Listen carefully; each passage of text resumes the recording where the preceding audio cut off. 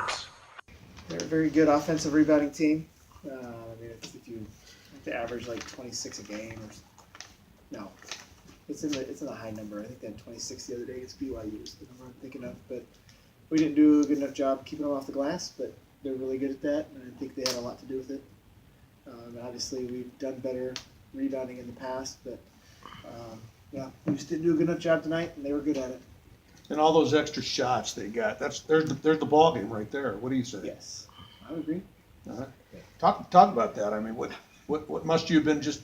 I mean, I hate to use the term pulling your hair out, but I don't have much to pull. but you had to be saying we need the basketball. Yeah, I mean, we spent a lot of time talking about rebounding during the week.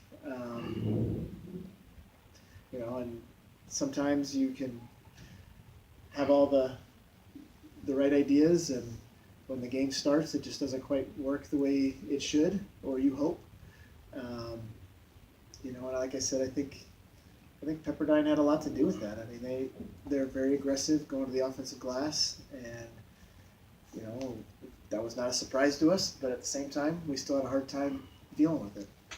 I think when you get into tournaments and stuff like that, you can't do some of those simple things, and sometimes those simple things are really hard when you get to it when you're playing against a good team. It's like and sometimes you just can't quite get it done, and that's why they won and we didn't. Well, let me get to Brittany. How bad was she in terms of her hurting? Today was probably her best day in the last. I think it's been almost 2 weeks since she hurt her shoulder.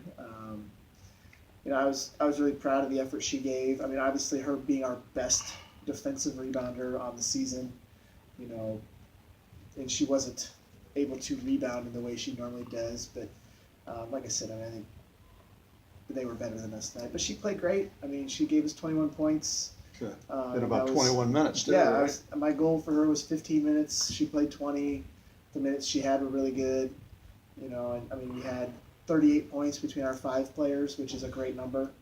I mean, obviously, we would have traded that for 20 rebounds between the two, but, that's just kind of how it went tonight. How tough was it not having the 3-ball go down at the usual rate that it does for you guys? Yeah, I mean, I think they were doing they made a conscious effort to stay with shooters. And we didn't. Thanks, Coach. You're welcome. And we weren't able to make enough plays at the basket to force them to help.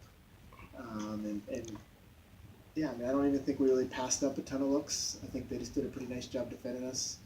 And we weren't able to, with our point guards, get into the paint and make the creative plays that we needed to in order to get them to help and get the ball moving.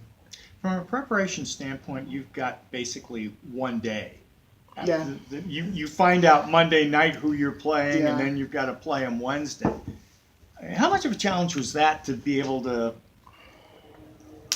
create a game plan and do what you needed to do in one day? I mean, they had the same challenge, so I mean, I think that in terms of fairness and stuff, it certainly equals itself out. I mean, obviously we would have liked to have more time so we could do a better job, but I think that I don't know what else we would have said. I mean, I spent a lot of time on Monday night watching. I mean, I think I watched probably like 5 or 6 of their games. I mean, I felt like I had a good feel for them, and then we had one day to convince our kids of it. I thought they all were on the same page. I just didn't think we were able to get the job done. Robinson Bacote, she had 31 points, 15 rebounds. Like, we knew that what she was going to do. There was just some times where we played the scout great, and she still put the ball in the hole. And I mean, she's the player of the year in the league, in the West Coast Conference, and that's what the player of the year in the West Coast Conference looks like. It's some nights you do a good job and it doesn't matter. But I mean, I was really proud of just the effort that we gave. I mean, especially in the first half, we played them really good, and I thought we fought all the way to the end, and just couldn't quite get that rhythm with the threes, like you were saying, and that's, I think, a lot to do with Pepperdine. The year started with, shall we say, modest expectations as voted on by the WAC coaches poll, and you guys just shattered all the expectations that your peers in the WAC kind of voted in that coaches poll. Just talk about how this group grew together and learned how to play at the Division I level this year, and with the fact that you have so much coming back, how much of a benefit, playing tonight, playing that full WAC schedule is to your second year in Division I?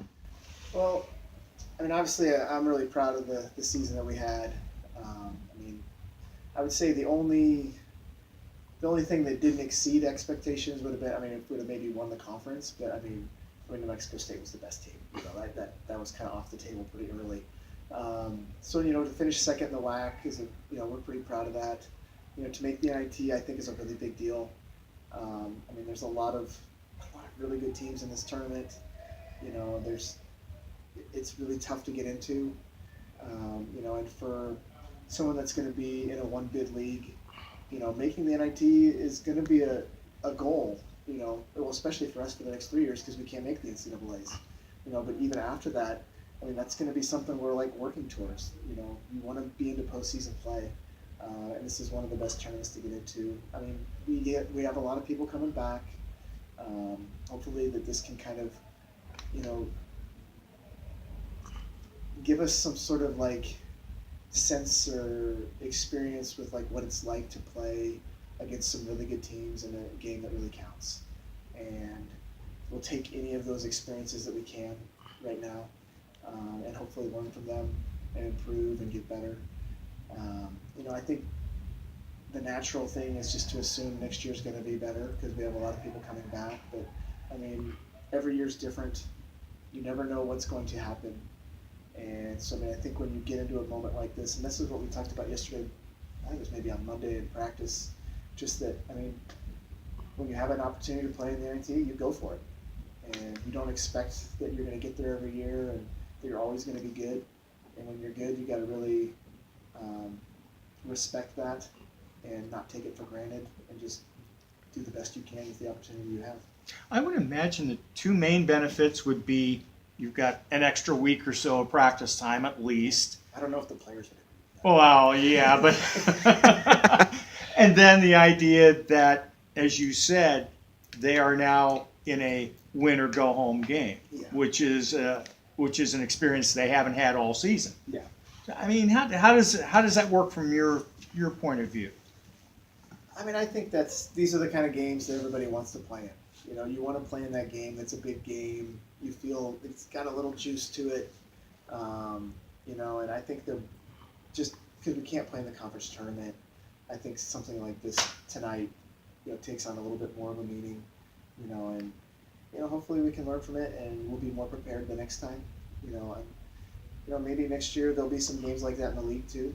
We had probably one of those games in the league this year we played, or maybe two. I'd say at Kansas City, kind of felt like that a little bit because we were kind of neck and neck with them, and then we played UTRGV the last week of the regular season, and that was whoever won the game finished second in the league, so we kind of got hyped up for that game. But yeah, any chance we get to play with something that kind of has a little extra meaning to it, we're all in for that. Good time for one more question. I'm good. I think I'm good too. We'll let you go. Thanks. Peace is waiting. Inland Sports.